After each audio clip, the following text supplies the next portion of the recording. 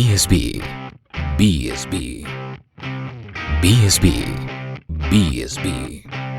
Hola amigos de BSB Radio, somos una voz sin barreras. BSB, BSB. Muy buenos días.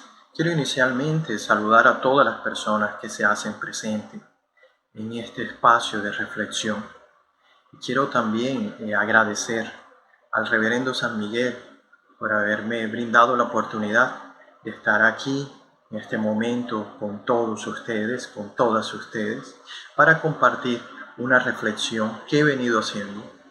No es una reflexión que se encuentre terminada, cerrada, que ya tenga unos elementos conclusivos, mas son temas, una situación contextual que me ha ido llevando a reflexionar, que me inquieta y que quiero compartir con ustedes y dejar esa inquietud para juntas, poder reflexionar, poder construir y buscar salidas dentro de la obra de Dios, dentro de la construcción como comunidad de fe.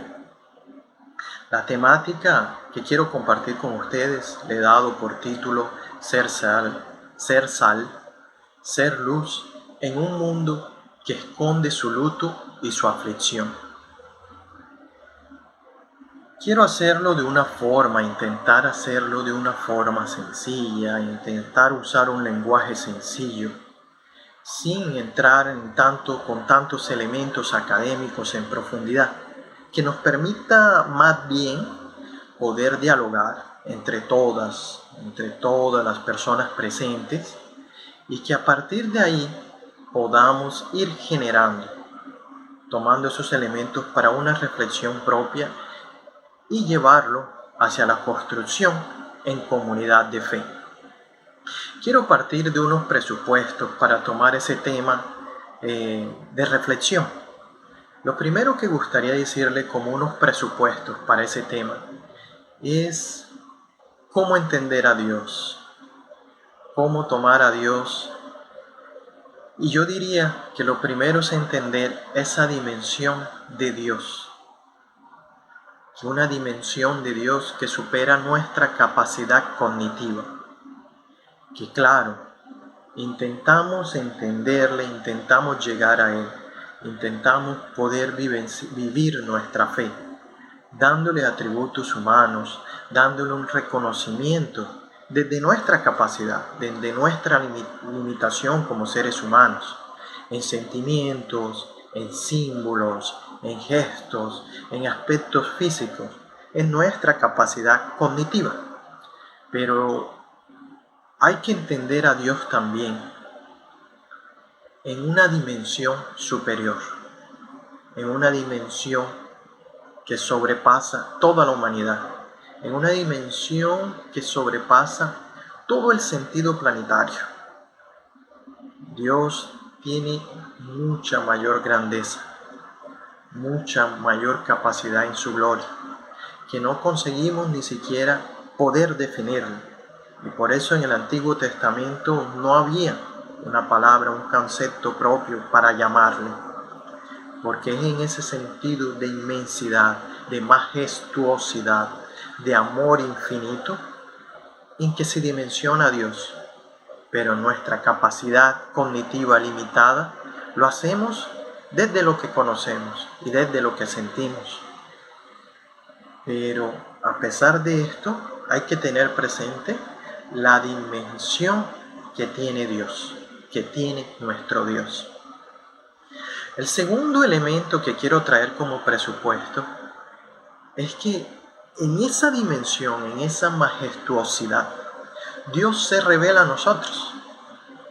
Se revela en la historia como un Dios histórico y concreto.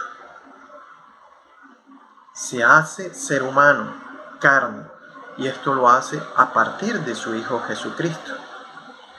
El Jesús histórico, concreto, que vive, que padece como ser humano, y que a partir de ese gesto amoroso, ese gesto de amor de Dios, que da su propio Hijo para nuestra salvación, es que nosotros podemos tener una dimensión de Dios a partir de su Hijo, a partir de Dios concreto, hecho carne, humano, histórico, y hace que la salvación de Dios, el proyecto que establece como alianza con nosotros como pueblo, como su pueblo, tenga un sentido histórico concreto, se desarrolle dentro de la historia, dentro de tiempos concretos y en la capacidad y limitación humana de nosotros como seres humanos, a los que somos llamados a ese proyecto, a esa construcción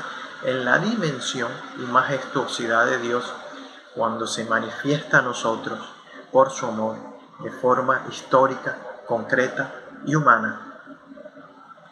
El tercer elemento que quiero que se tome en consideración es que esa relación que establece Dios con nosotros a partir de esa revelación histórica, concreta, a través de su Hijo Jesús, se da por el restablecimiento o el establecimiento de un nuevo mandamiento que lleva a que la ley no esté por encima del Evangelio, sino que el Evangelio quede por encima de la ley, que el ser humano no esté sometido al sábado, mas que el sábado sirva como descanso, sirva como día, como sentido de unidad, de tiempo y de organización social para el ser humano. De la misma forma,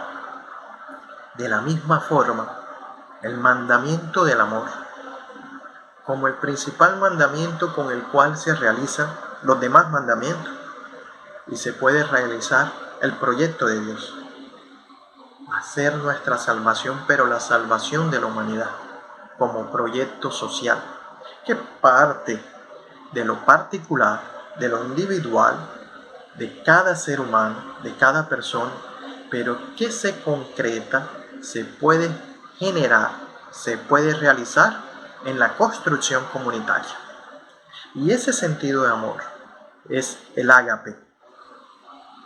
El ágape, que cuando se toma la traducción que viene del griego al latín con la Vulgata a nuestras lenguas, muchas veces se traduce como caridad, como amor, como pasión, como compasión, como esperanza, pero que en sí todo eso encierra el ágape como ese sentido de amor profundo, ese sentido de amor y de entrega incondicional por el prójimo, por el ser humano, por las personas que nos rodean, con las cuales convivimos y construimos, incluso por las personas que no conocemos, pero que cuando sabemos que viven una situación injusta, una situación que necesita ayuda, podemos hacer esa entrega incondicional de la persona que puede amar a su prójimo a quien no ve.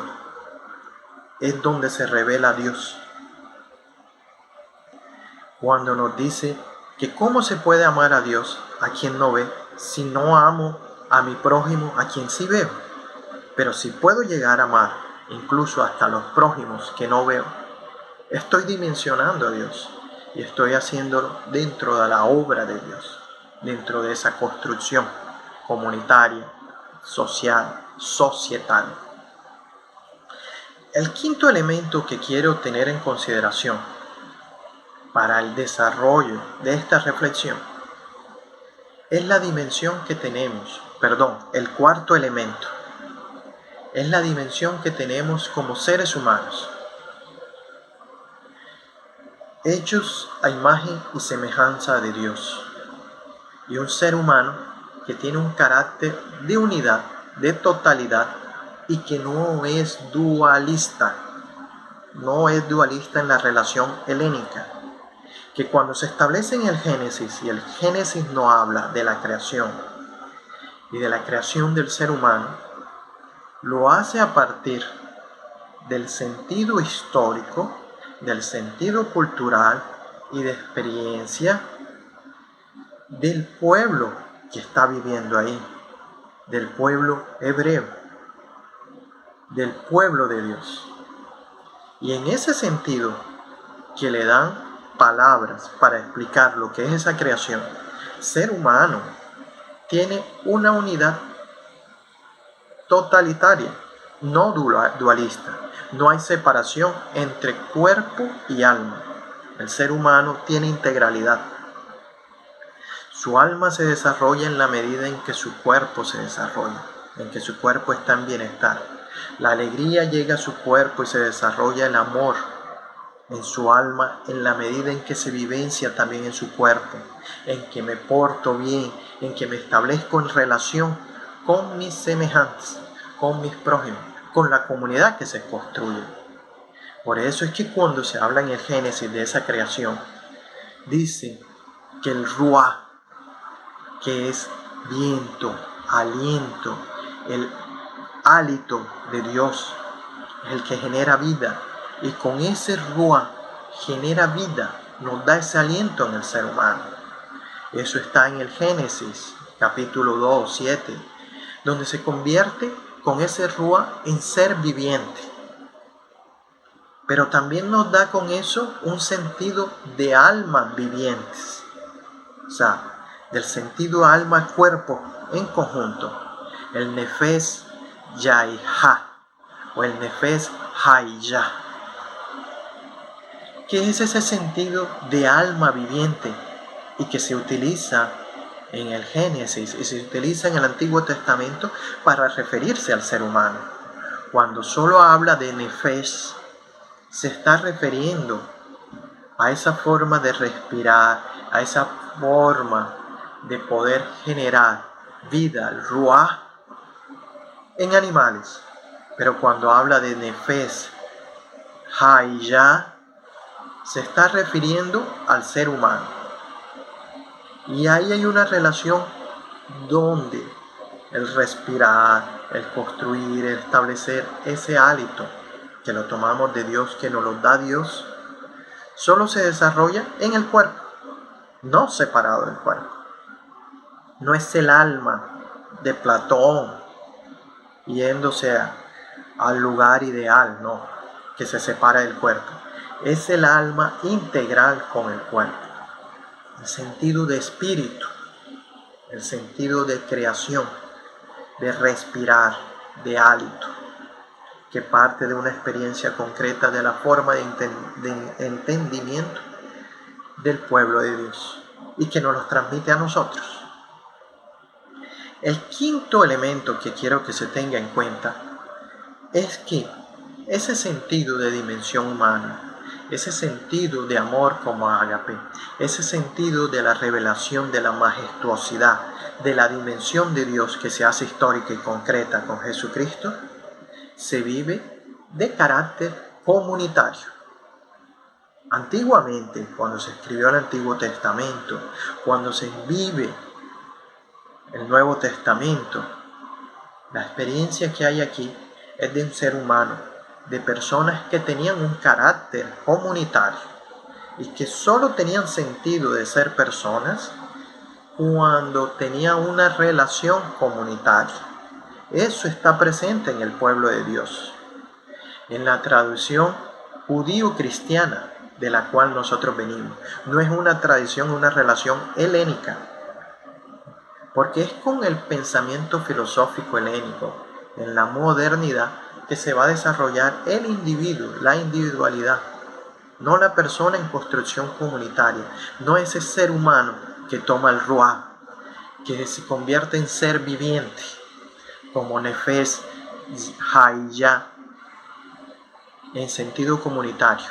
No, aquí cuando se habla de esa modernidad viene de otra tradición diferente, cultural diferente a la nuestra, que después se incorpora, pero que pierde ese sentido comunitario, porque va a tomar al individuo, a la persona como individuo, particularizándolo y llevando su libertad, sus derechos en esfera y en nivel privado, sin importar que la realización como persona de la dimensión humana que nos lleva a conectarnos y a la revelación con la dimensión divina pasa por el ágape en la construcción comunitaria. Entonces yo quiero que estos elementos los tengan presentes. Es una construcción comunitaria. Siguiendo, diría que así podemos entrar a explicar inicialmente el ser luz, el ser sal. Y bueno, este es un tema que se ha trabajado mucho en las iglesias, que se ha ido trabajando a lo largo de mucho tiempo, que hace parte de las parábolas de Jesús cuando se toma, que nos llama a ser sal, a ser luz, a cumplir ese papel que tiene la sal de condimentar, de dar sabor, que no se pierda ese sabor, que pueda cumplir su papel, su función, así en el ser humano. Igual que la luz no se esconde y que puede iluminar la ciudad. Podemos hasta pensar iluminar la ciudad en construcción de la ciudad de Dios, que habla Agustino de Hipona o Santo Agustín, y que el reverendo San Miguel le gusta hablar en esa construcción de principio para la unidad de la fe en la comunidad de esperanza, cuando habla de la ciudad de Dios. Pero yo quiero que miremos en mayor profundidad ese sentido de sal. No solo en el Nuevo Testamento, la sal aparece con un valor, con un sentido de importancia para la construcción del pueblo de Dios. En el Antiguo Testamento aparece mucho también la sal. En el libro de Levítico se habla, en el versículo 2, capítulo 13, se habla de sazonar con sal toda ofrenda presente. Dice que no harás que falte en la ofrenda para el pacto con Dios. Y hay que ver que históricamente la sal está presente en las civilizaciones, en nuestras sociedades. En ese escrito de Levítico que aparece puede tener más o menos 1400 a 1300 años antes de Cristo. Y ya estaba presente en el Pentateuco. La sal tiene un valor muy importante para la construcción del pueblo de Dios. Porque cuando existían los reinos cananeos, fenicios, el imperio de Egipto, el imperio babilónico, para no ser esclavos, para no tener que ser presos por deudas y ser esclavizados o prostituidas las mujeres o las personas ser asesinadas, muchas veces huían. Y huían a los lugares apartados que eran las montañas rocosas o semidesérticas de la Palestina. Solo que ahí, por ser un lugar medio árido, era difícil sobrevivir. Y dos elementos ayudaron a poder construir ahí un pueblo. A esas personas que huían, a esas personas que habían sido esclavas y que huían, que tenían deudas y que huían, a las mujeres que no querían ser prostituidas y que huían, a los que habían sido hasta mercenarios y huían en harapos, huían sin nada. Por eso a ellos se les llamaba despectivamente, por ser los que vivían en harapos, los que huían, como los hebreos. Y a ese pueblo que se construye ahí, dos elementos le ayudan a que ellos puedan asentarse y construir comunidad. Uno es la forma de poder almacenar agua. En un lugar semidesértico, imagínense lo que es vivir sin agua. Entonces, si el agua no se puede almacenar, ¿cómo se hace para vivir ahí? Y lo primero fue la descubierta de la cal. La cal ayudó a poder tomar los espacios entre rocas y cubrirlos para que sirvieran como recipientes para almacenar agua.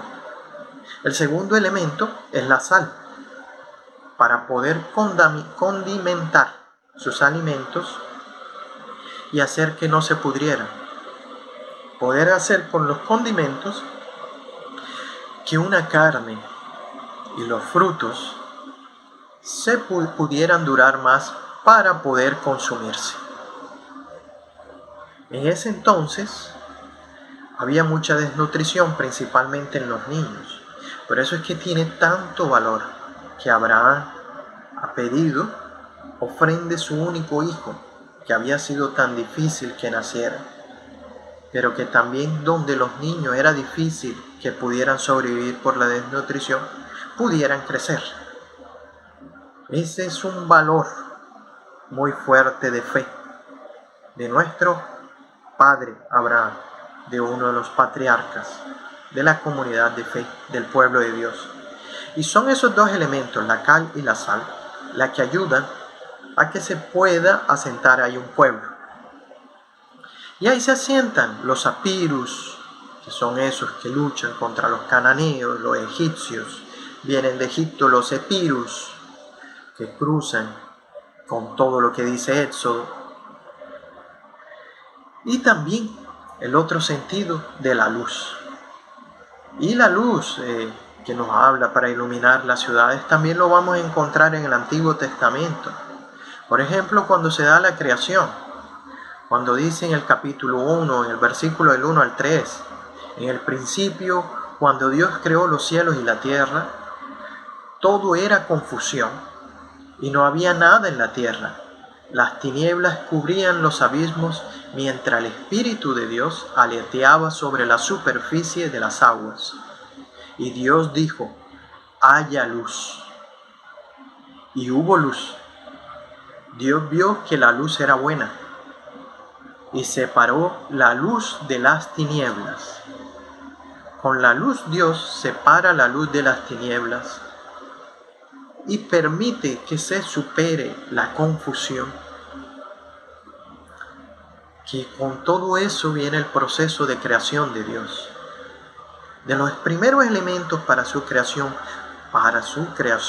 con ese orden, superando las tinieblas y el caos, es la luz. Ahí hay un papel muy fuerte, fundamental, a la luz. Y la luz tiene, en estudios físicos que se hacen después, una capacidad de reflexión, de reflejarse en un cuerpo y permitir que ese cuerpo rebote, refleje la luz también, o de dispersión de la luz. Y esa dispersión que se puede dar por un prisma, un poliedro, que genera también el arco iris.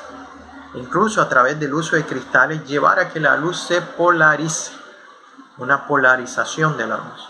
Pero es la dimensión de la luz de reflejar, de iluminar y de ayudar a que no haya caos y se superen las tinieblas, que se supere el mal.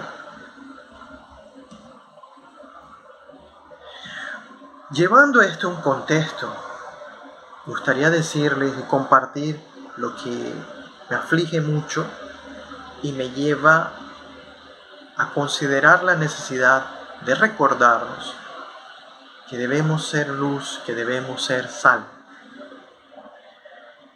Acabó de salir un informe de Naciones Unidas, del Programa para el Desarrollo de Naciones Unidas, el PNUD, donde dice que la pandemia del COVID-19 profundizó las desigualdades y generó un impacto de manera decisiva en todos los aspectos de la vida de la población en el mundo entero. Profundizó las desigualdades e impactó de manera decisiva todos los aspectos de la vida de la población en el mundo entero. Llevó a exponer nuestras fragilidades frente a la posibilidad de alcanzar el desarrollo humano, porque la pandemia ha sido considerada la peor crisis sistemática ya vivida en el planeta desde la creación de las Naciones Unidas, es después de la Segunda Guerra Mundial. Angela Merkel, que era la saliente mandataria de Alemania, duró 16 años gobernando y acabó de salir. El año pasado hizo un discurso televisado para su pueblo y en él le decía a su pueblo, fue un mensaje muy bonito, que la pandemia era la peor crisis que ellos podían estar enfrentando después de la Segunda Guerra Mundial. Y esto lo reafirma Naciones Unidas no solo para el pueblo de Alemania, lo está diciendo para toda la humanidad. La peor crisis sistémica. profundizando en desigualdades e impactando de manera decisiva todos los aspectos de la vida de la población en el mundo entero. Se calcula que hasta el 1 de octubre hay aproximadamente 4.800.000 personas que han muerto por causa del virus. En Colombia son más de 126.000. Pero además de esto, se han producido 234 millones de contagios. Por lo menos 234 millones de personas en el mundo han sido contagiadas y han quedado con alguna secuela de ese virus o lo han sufrido en la forma en que se manifiesta ese virus. En Colombia se aproxima a los 5 millones de personas que han sido contagiadas. Pero además de esto, desde que apareció la pandemia, se ha afectado la economía, se han roto las cadenas productivas en el eslabón, en la parte más débil del desarrollo económico, lo que ha llevado a que millares y millares de personas, familias, pasen hambre, hayan quebrado los pequeños negocios, los pequeños propietarios, incluso hayan quedado en la ruina y que mucha gente esté pasando hambre. Que sea muy usual encontrar los trapos rojos pidiendo comida, que se haya aumentado el índice de criminalidad por la falta de trabajo, porque no hay trabajo. Y esto ha llevado a que muchas personas hayan tenido que arriesgarse a salir a trabajar, pero en las fábricas, en las grandes fábricas, las personas que van a trabajar en medio de la pandemia sin los cuidados necesarios porque le tocan, porque son obligados, prácticamente son tomados como si fueran desechables. No importa que se enferme con tal de que produzca. Porque producir para estas grandes empresas, para las grandes multinacionales, se convierte en su principal objetivo, sin importar lo comunitario, la construcción como sociedad. El tener lucro está por encima del sentido de humanidad. Y lo que nos encontramos también es que en los países, y en Colombia también, por parte del gobierno, no se crearon políticas de cuidado necesarias. No hay la política del cuidado, porque no importa para los grandes poderes mundiales esa importancia con el ser humano. Lo que prima, lo que está importando inicialmente es la producción y seguir enriqueciéndose. Es más, las principales multinacionales se han enriquecido mucho más con la pandemia, a pesar de los muertos o tal vez por tanta muerte. Los pequeños propietarios pues le tocó buscar competir, es decir, seguir produciendo, exponiéndose a enfermarse y enfermar las familias, y viendo cómo a poco su negocio no daba la renta necesaria y cómo fueron quebrando.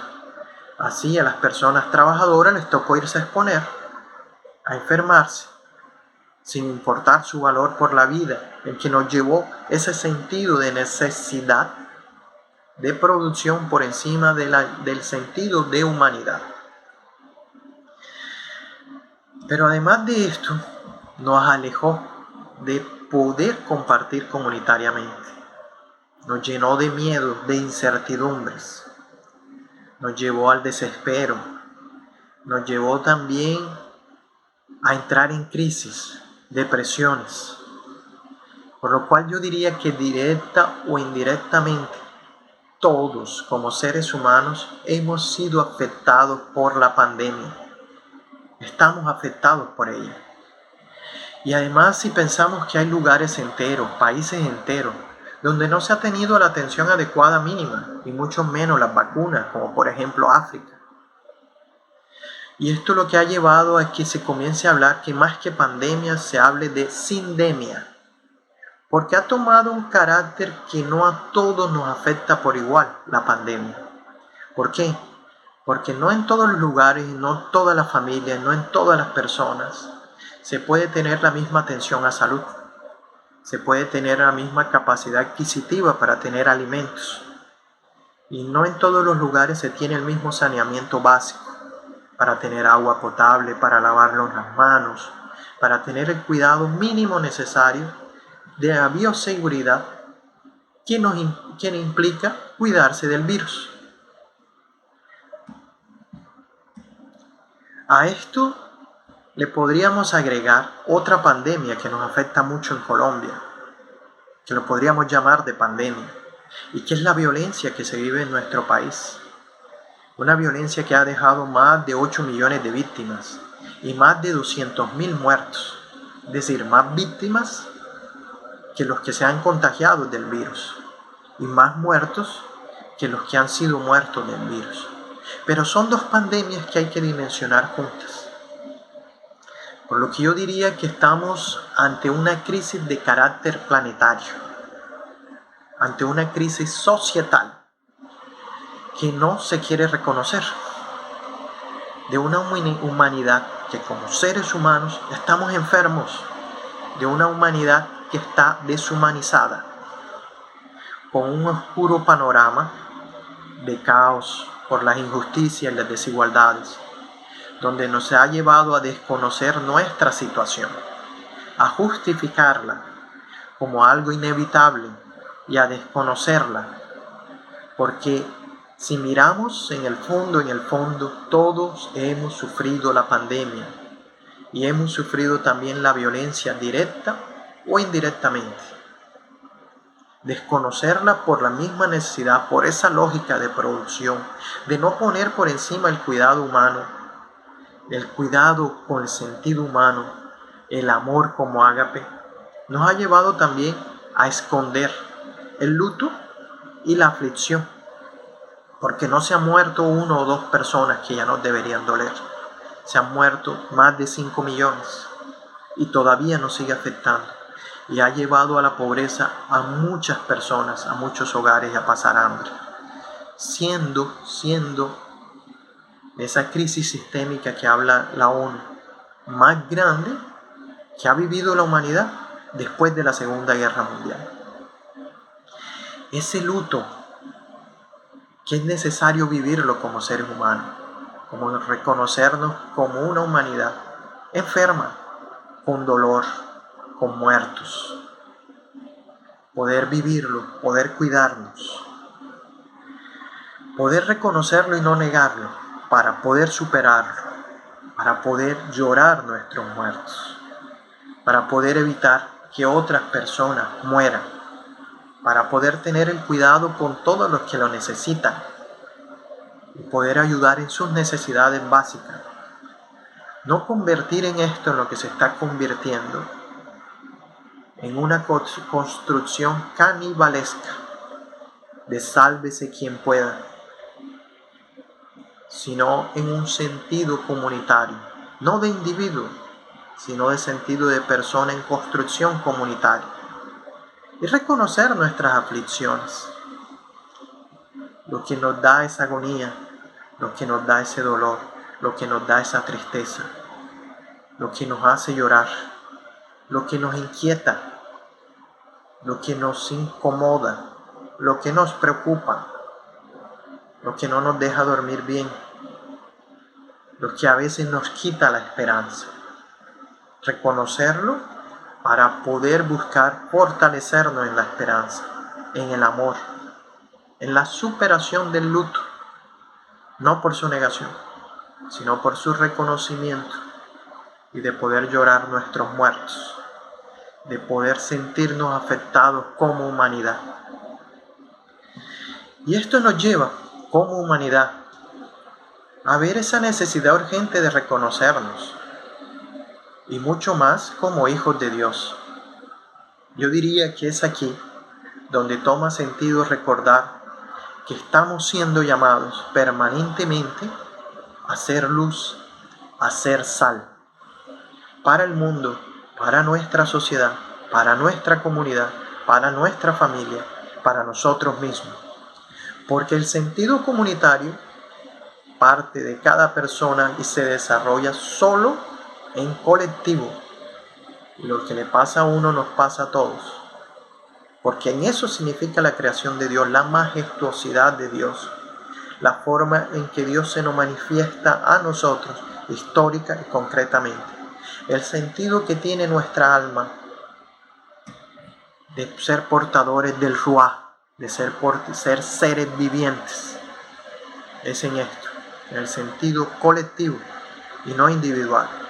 Porque Dios no establece un contrato individual con cada uno de nosotros por la cantidad de oraciones, por la cantidad de cultos al que vaya, sino por esa construcción comunitaria integral como seres integrales, desde lo personal, familiar, comunitario, en sentido societal, planetario. Todo está integrado y todo nos integra. Y es un momento para pensarnos en una humanidad post-pandemia, en la búsqueda de la superación de esa violencia y de recuperar nuestro sentido de humanidad. ¿Qué nos hace humanos y qué nos está alejando de poder vivenciarnos de ser humanos? ¿Qué nos está llevando a enfermar como humanidad? ¿Y qué nos puede llevar a recuperar esa humanidad? La sensibilidad de entender, de vivir, de reconocer nuestro luto, la aflicción, para reconocernos como hijos de Dios. Porque hay un proyecto con una dinámica maligna, perversa, de muerte que se establece detrás de esa relación de producción y de buscar solo producir lucro, renta, ganancia, y que se olvida del sentido del amor, del ágape, de la construcción comunitaria, y que no le importa que las personas mueran y que día a día nos exponen a todos y no nos permite que nos cuidemos y que cuidemos de quienes queremos bien, que se olvida del cuidado, de la integralidad humana, que genera caos y tinieblas, que necesita luz, pero que necesita que como pueblo podamos tener la sal para poder sobrevivir en el monte, ahí donde el pueblo puede reconstruirse, sin importar de qué lugar vino, pero que puede ser pueblo, que puede reconstruirse en una promesa de salvación. El sentido de la sal, de donde viene también salario, que se tomó un tiempo como moneda de cambio, pero que es el sentido de sal para la humanidad, que Dios nos pide para su ofrenda y que Jesús nos dice para darle ese sazón, ese condimento a la vida. Es ahí donde estamos llamados para poder enfrentar ese proyecto de muerte, para reflexionarlo y superarlo, no quedarnos en él, reconocernos en ese pecado como sociedad, para superarlo y fortalecernos como humanidad. Que no nos siga quitando el ruaj, ese aliento de Dios, y que no nos siga evitando, imposibilitando ser el Nefesh Hayya, alma viviente, que podamos serlo como hijos de Dios.